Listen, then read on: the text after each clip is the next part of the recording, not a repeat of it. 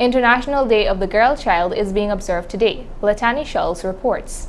International Day of the Girl Child is observed on the 11th of October each year. This day focuses attention on the need to address the challenges girls face and to promote girls' empowerment and the fulfillment of their human rights. The theme for this year's International Day of the Girl Child is Invest in Girls' Rights, Our Leadership, Our Well-Being. Miss Arletta John, assistant mistress attached to the New Amsterdam Secondary School, spoke to Channel 8 News about International Day of the Girl Child. Today we observe International Day of the Girl Child. Such an observation that's timely because we see how society, how our nation, how our communities are progressing as it pertains to women and girls' rights. Today, a special charge is given to us to invest in girls' rights and own the leadership abilities that our girls have, and also amplify and see that they grow to become well-rounded individuals. Ms. John mentioned some issues which affect girl children. But what are we plagued with right now? We are plagued with violence. Violence in all its form that affect our girl children, namely being child abuse, cyberbullying, suicide, just to name a few. Then what are we to do as a people with our girl children being susceptible to these forms of social issues?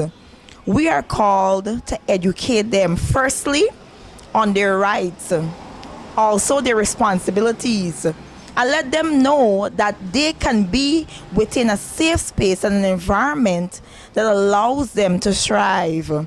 Because the end goal is that we want our girl children to become strong women in society, to take up space, to be able to know that their voices will be heard and can be heard. And more so, we want them to establish and help to grow a community that is sustainable. Miss Arletta John told this reporter how she uses her platform as an educator to encourage girl children in secondary schools. And so as a teacher, it's so amazing because I have the privilege to work with girl children from all ages, from grade 7 to 12.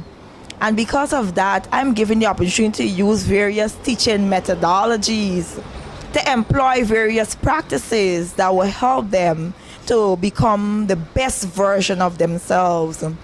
We know that education is that driving tool that allow our girl children, to allow all children to grow and to move from one stage to the next. And so even as I'm teaching my various classes, I have the privilege to see them being able to tap into their abilities, those inner abilities that they did not know they have, and to grow.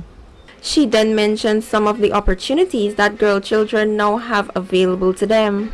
Many of our businesses and NGOs, our private sector, our ministries, they are involved in many programs and initiatives that allow our girl children to feel that they belong.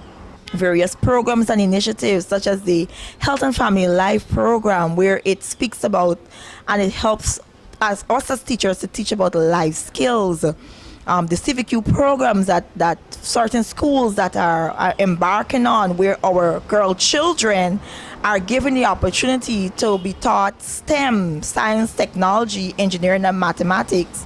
They are launching out into various fields and practices because of such programs that are offered by the Ministry of Education through secondary schools.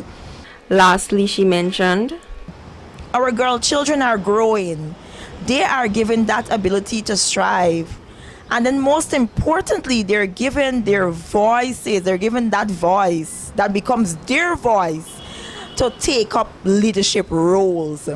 Why not? Because the future is our children, and more so the future of sustainable development involves our girl children.